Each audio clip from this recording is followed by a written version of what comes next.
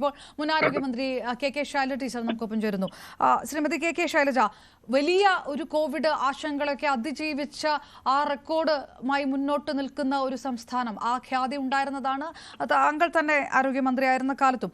വീണ്ടും ഒരു കോവിഡ് വകഭേദം വരിക, പക്ഷേ ആ വകഭേദം വരുന്ന സമയത്ത് പലതരത്തിലുള്ള പകർച്ചവ്യാധികളൊക്കെ പടരുകയും ആ തരത്തിലുള്ള മരണങ്ങളൊക്കെ റിപ്പോർട്ട് ചെയ്യപ്പെടുന്ന ഒരു സാഹചര്യം കൂടിയുണ്ട്. മഴക്കാലവുമാണ്.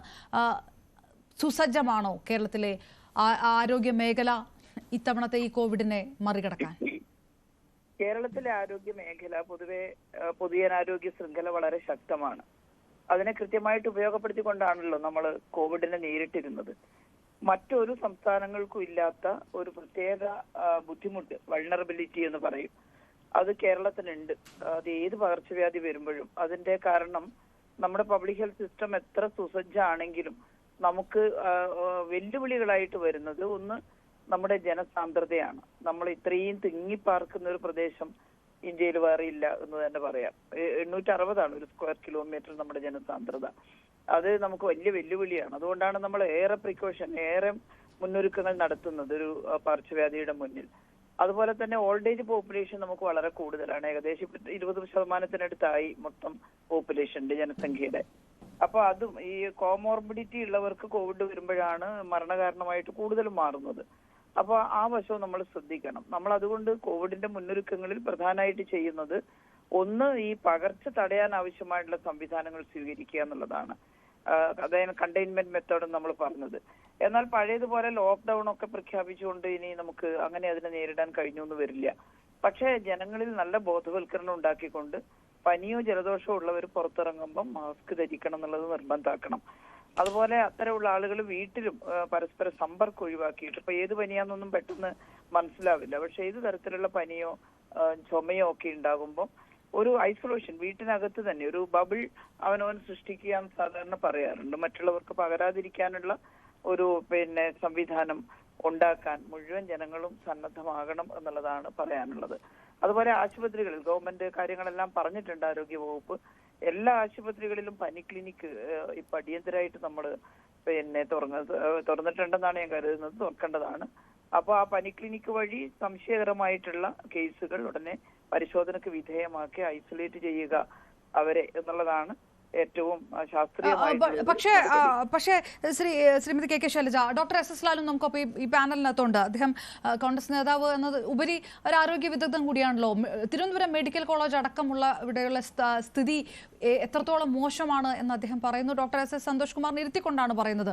പകർച്ചവ്യാധികൾ വരുമ്പോൾ, ഓപ്പറേഷൻ വരുമ്പോൾ രോഗികൾക്ക് പോയി സാധനം വാങ്ങേണ്ട ഒരു അവസ്ഥയാണ്. അതായത് ബേസിക് ആയിട്ടുള്ള ചില വിഷയങ്ങളിൽ കൃത്യമായിട്ടുള്ള നടപടികൾ ഉണ്ടാകുന്നില്ലെങ്കിൽ ഒരു എപ്പിഡമിക് പോലത്തെ ഒരു സാഹചര്യത്തിലേക്ക് എങ്ങനെ കടക്കും ജനത എന്നുള്ളൊരു ആശങ്ക ഉണ്ടാവില്ലേ?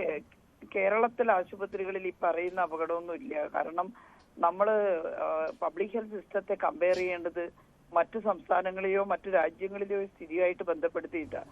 കേരളം എന്ന് പറയുന്ന ഈ കുഞ്ഞു സംസ്ഥാനത്ത്, വളരെ ചെറിയ റവന്യൂ വരുമാനമുള്ള ഒരു സംസ്ഥാനത്താണ് നമ്മൾ ലോകം മുഴുവൻ നമ്മളെ പ്രകീർത്തിച്ച. പലരും അതിനെ ഇകഴ്ത്താൻ വേണ്ടിയിട്ട് മരണസംഖ്യ മറച്ചു വെച്ചു എന്നൊക്കെ പറഞ്ഞല്ലോ. അത് എനിക്ക് ഒരു സങ്കടം തോന്നിയിട്ടുള്ള 2020 വരെ ഞാൻ അവിടെ ഉണ്ടായിരുന്നു.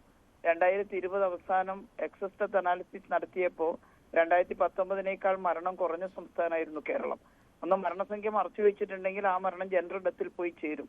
കാരണം അത്രയധികം കൃത്യമായിട്ടുള്ള 100% ഡെത്ത് രജിസ്ട്രേഷൻ നടക്കുന്ന സ്ഥലം. 2021 നമുക്ക് അല്പം കൂടിയിട്ടുണ്ട്. അസംബ്ലി ഇലക്ഷൻ എല്ലാം കഴിഞ്ഞപ്പോൾ കുറച്ച് മിങ്കിൾ ചെയ്തു. പിന്നെ ഡെൽറ്റ വേരിയന്റ് ആ സമയത്താണ് വന്നിരുന്നത്. അപ്പോൾ സ്വാഭാവികമായിട്ടും കുറച്ച് മരണം കൂടിയിട്ടുണ്ട്. എന്നാൽ അത് മറ്റു പല പ്രദേശങ്ങളെ അപേക്ഷിച്ച് നമ്മുടെ കണക്കുകൾ ശരിയായിരുന്നു എന്നുള്ളത് ഇപ്പോൾ സെൻട്രൽ ഗവൺമെന്റ് തന്നെ മുൻകൈയെടുത്തുകൊണ്ട് പ്രഖ്യാപിച്ചിട്ടുള്ള എക്സസ് ഡെത്തിന്റെ ഡാറ്റ അനാലിസിസ് തെളിയിച്ചിട്ടുണ്ട്. ഞാൻ തർക്കത്തിലേക്കൊന്നും പോകുന്നില്ല. പക്ഷെ നമ്മൾ ഇത് സാധിച്ചത് ഒറ്റക്കെട്ടായി ജനങ്ങൾ ആകെ ഒരുമിച്ച് നിന്നുകൊണ്ട് നടത്തിയ ഒരു ദൗത്യത്തിന്റെ ഭാഗമായിട്ടാണ്.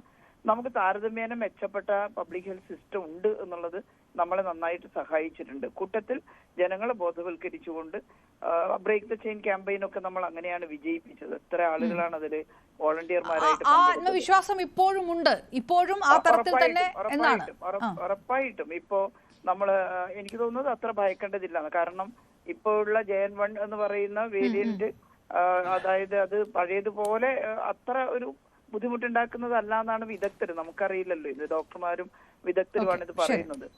SS ലാലിനും സന്തോഷിനും ഒക്കെ അത് പറയാൻ സാധിക്കും. അപ്പോൾ അങ്ങനെയുള്ള ഒരു അവസ്ഥ, എന്നാൽ നമ്മളതിനെ നെഗ്ലക്ട് ചെയ്യാനേ പാടില്ല. കാരണം ഇത് ഹൈലി ഇൻഫെക്ഷ്യസ് ആയിട്ടുള്ള ഒരു വൈറസ് ആണ്. അതുകൊണ്ട് നമ്മൾ വളരെ ശ്രദ്ധിക്കണം. അത് ശ്രദ്ധിക്കും. ഗവൺമെന്റ് തന്നെ, ആരോഗ്യ വകുപ്പ് അതിനുള്ള നടപടിക്രമമൊക്കെ തുടങ്ങിയിട്ടുണ്ട്. അതുകൊണ്ട് നമ്മുടെ ആരോഗ്യ സംവിധാനത്തെ ഉപയോഗിച്ച് തന്നെ നമുക്ക് ഈ പകർച്ച മറ്റ് ഇടങ്ങളിൽ ഇല്ലാത്ത വിധം നിയന്ത്രിക്കാൻ കഴിയുമെന്ന ആത്മവിശ്വാസം എനിക്കുണ്ട്. ഓക്കെ, നന്ദി. KK ശൈലജ ടീച്ചറാണ് പ്രതികരിച്ചത്.